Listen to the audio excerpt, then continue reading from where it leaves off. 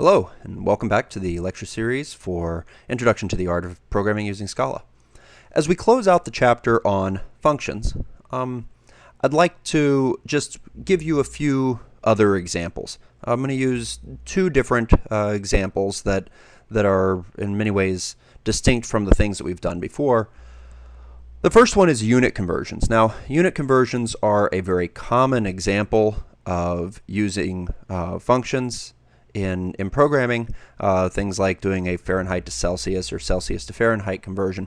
But I want to throw a little extra challenge into this, and I want to do fluid volume conversions using English measure, so ounces, cups, pints, quarts, and gallons. Having multiple options there makes things a little bit more interesting for writing a function. And I want to write one function that can potentially do all of those by having the user pass in some arguments. The other one is an example of just splitting up a name from standard format to last name first format, just as something that doesn't use numbers anywhere, to demonstrate how we can do things with strings instead. So let's start with our first one. Let's edit this fluid conversion file. And once again, I don't do this much in the videos because the videos are supposed to remain short, but you should probably, if you're writing these things, get in the habit of put some comments at the top.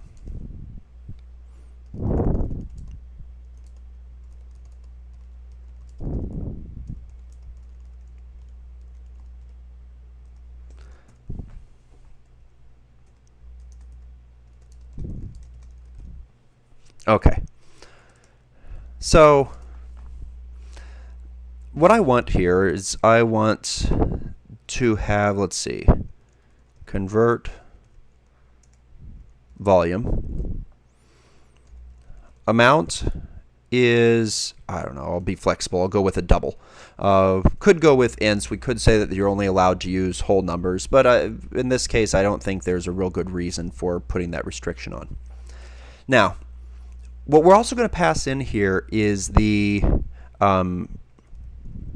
current units, which is a string. So they're going to pass in the string, OZ for ounces, cups, pints, quarts, or gallons. And then they're going to pass in a second string, which is desired units, also a string. And this is going to return to us a double. And now I'm having an issue here where this line has gotten long enough for word wrap. In that case, I am going to go ahead and hit enter after one of the arguments so that I can move to a whole new line, and I double indent so that it is offset from the rest of the code. These types of conventions, different people do things in different ways. You can decide what works for you, or perhaps your instructor has a specific requirement for you. If you're in a place of employment, a lot of times they will have style guides, but doing something to make it so that the code is readable for humans is a significant habit that you should get into. So the question now is, how are we going to do this? And I've posed this problem specifically because I think it does have a little bit of a challenge to it, in that the way that you do this conversion depends upon what the input units are and what the output units are. Okay, and I have 5 possibilities here: ounces, cups, pints, quarts, and gallons. And one way to write this function is to write all possible combinations of the two. So that would be 5, choose 2. You can work that out. There are 10, and that assumes we don't allow them to type in a silly one like converting cups to cups. It turns out that there are that you probably don't want to put that limitation, because there are times where someone doesn't want to do a conversion on one thing in something, and so you wind up calling the function and you're going from something to itself. So yeah, so then we have the problem that we have 5 things, and each one needs to be paired with the 5 other options, and lots of possibilities here. So that turns out writing that code, so I could say, well, if current units is ounces and desired units is cups, then whatever. It would actually be amount divided by 8 would be my answer. And then I'd have an else if, else if, else if, else if. There would be a lot of them, though. And so we want to try to find a way to avoid going through that, especially because it turns out, what if I decided later, oops, we need to add tablespoons. Well, that now adds a 6th one, and the number of options that we have goes up in a combinatorial way. So your code will actually get significantly longer just by adding one more option. And I'd rather not have that happen. So how could we get away from that? Well, I can do the conversion in 2 steps. The first step I'm going to do is whatever the input units are, I'm going to convert it to ounces. Okay, so val amount in OZ equals, well, if current units is OZ, then it is just amount. Okay. Else, if current, whoops, I left off a close parentheses. That would have left us a nice error. If current units is cups, then I want to take amount times 8. So 1 cup is 8 ounces. Cups, pints, quarts, gallons, and the gallons will be we're just going to make that our default here. We could have something that works with an error message. We haven't learned enough to know kind of the proper way to do error messages, so I'm not going to do that here. Cups, pints, quarts, and then the last one is gallons. So pints, well, there are 2 pints in a 2 pints, or 2 cups in a pint. There are 2 pints in a quart, and there are 4 quarts in a gallon. Now, these numbers here are something that you might be tempted to work out and put in. So instead of having the multiplication, you could have 8 and 16 and 32 and 128. Now, for some of those, okay, the 16, people would probably figure out what's going on, but when they get down here to this 128, they'll be like, what the hell is that number? It becomes something of a magic number for them. And it turns out that the compiler here is actually going to see this string of constants and go, oh, that's a whole bunch of constant numbers. I'm just going to collapse them all together.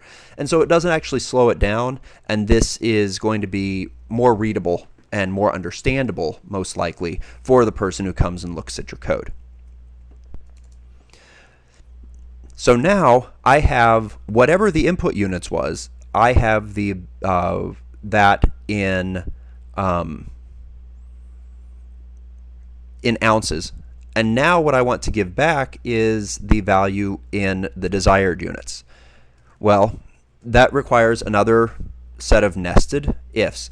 The thing to note here is, whereas if I had tried to do this in one thing, that my original approach where I said, well, if current units is something and desired units is another, those ifs depended on both. The way I'm writing this now, I have one string of ifs that depends only upon current units, and then I'm going to have another string of ifs that depends only on the desired units. So if desired units is equal to ounces, then this is amount in OZ. else. I left off that double quotes. Here this would be divided by 8.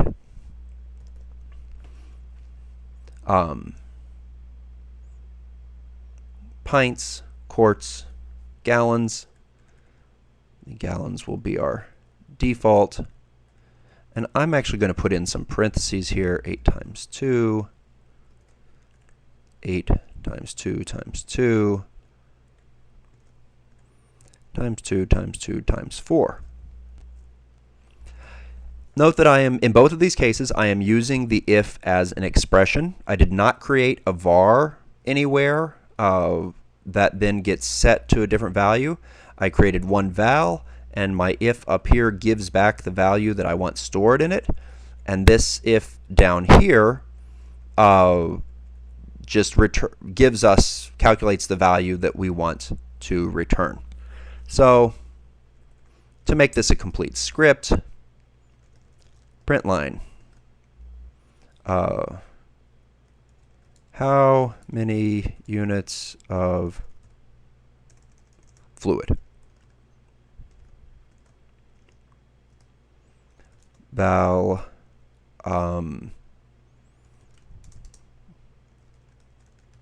remember in the earlier video I talked about the fact that this variable and this variable are not actually in any way necessarily associated with each other. They will become associated when I actually call convert volume. They might have the same name, they might not. If they happen to have the same name, it's just like two people named Bob. Doesn't mean they're the same person just because they share the same name. Print line. What units is it currently measured in? And it might be nice to print out the options.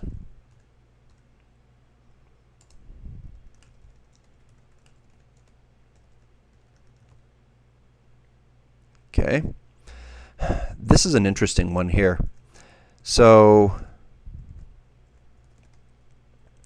I said earlier that I like to break the lines so they don't hang over.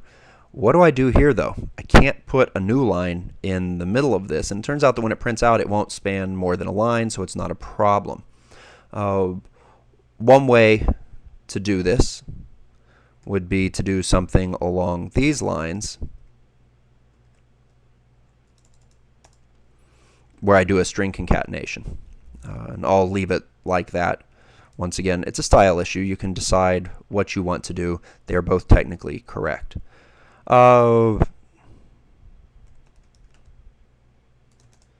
Equals read line.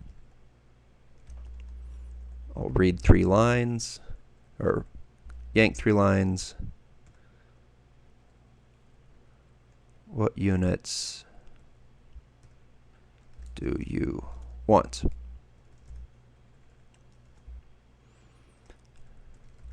Print line, convert volume,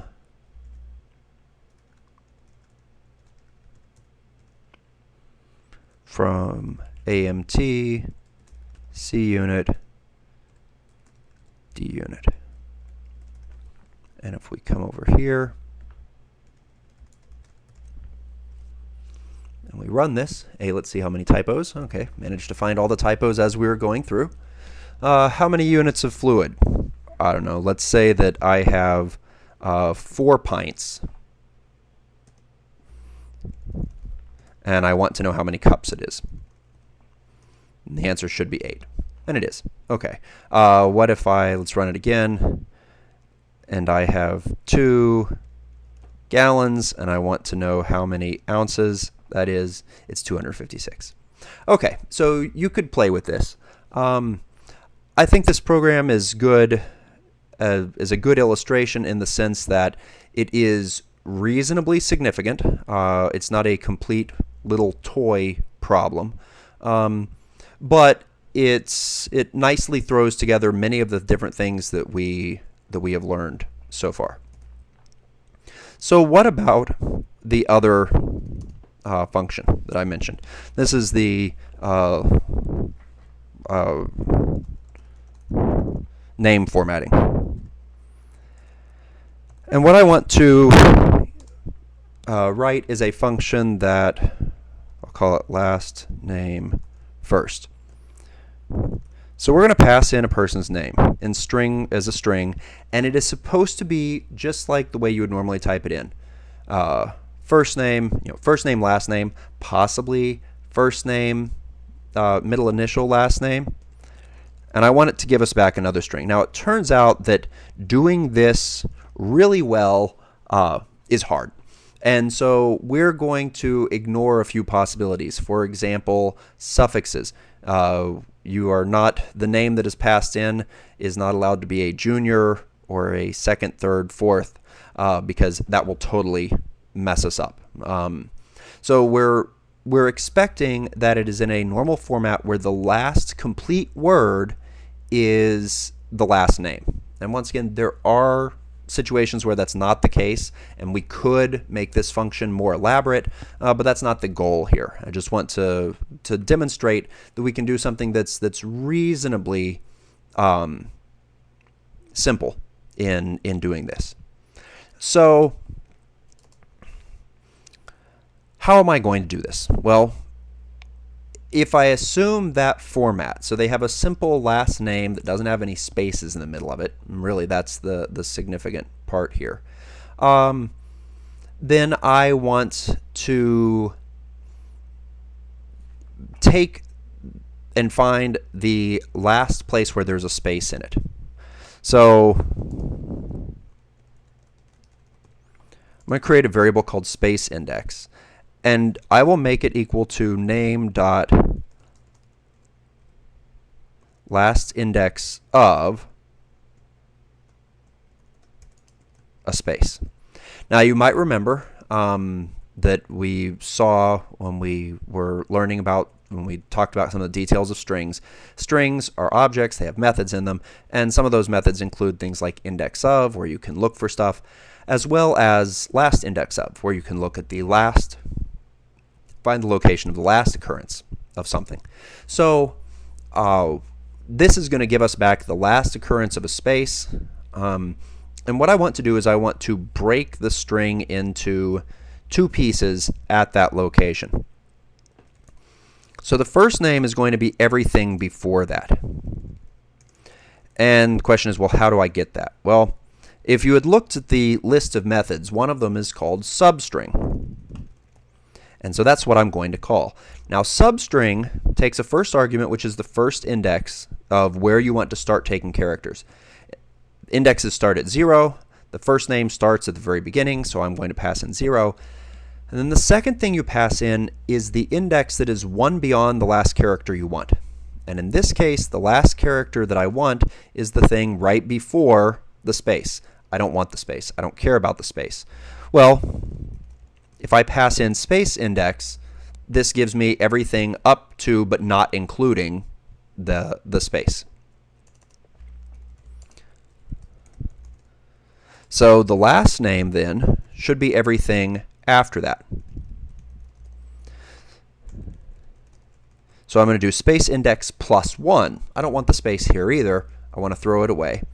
And I could type in name.length here, but it turns out there's a shortened version of substring where if you're going to the end of the string, you can just pass it one argument.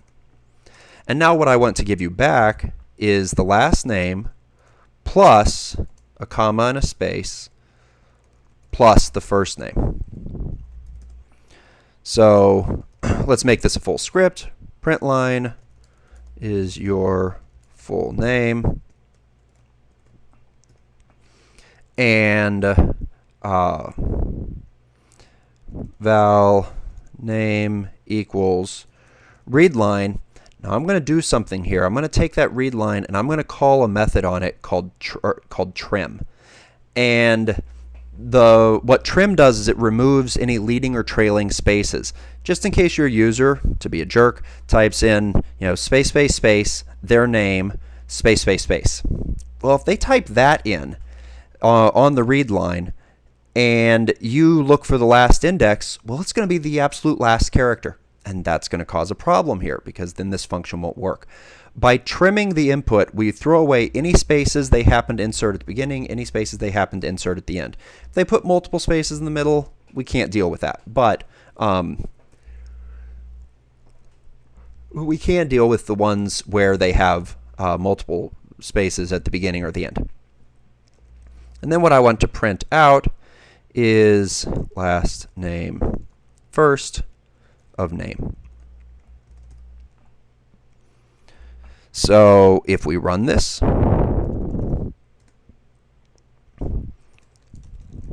let's go with the simple version, Mark Lewis, Lewis Mark. Looks like what we want. What if I say Mark C. Lewis? That works too. Just to check that the trim is doing what it's supposed to, space, space, Mark C. Lewis, space, space, space. That still works as well. Okay, so that is an example of a simple function that uses strings, just so that you can see how we can include that as well. And that's it for this video. We'll be moving on to the next chapter in the next video, and we will put together our conditionals and our functions to use something called recursion, which will allow us to do things many times. So see you then.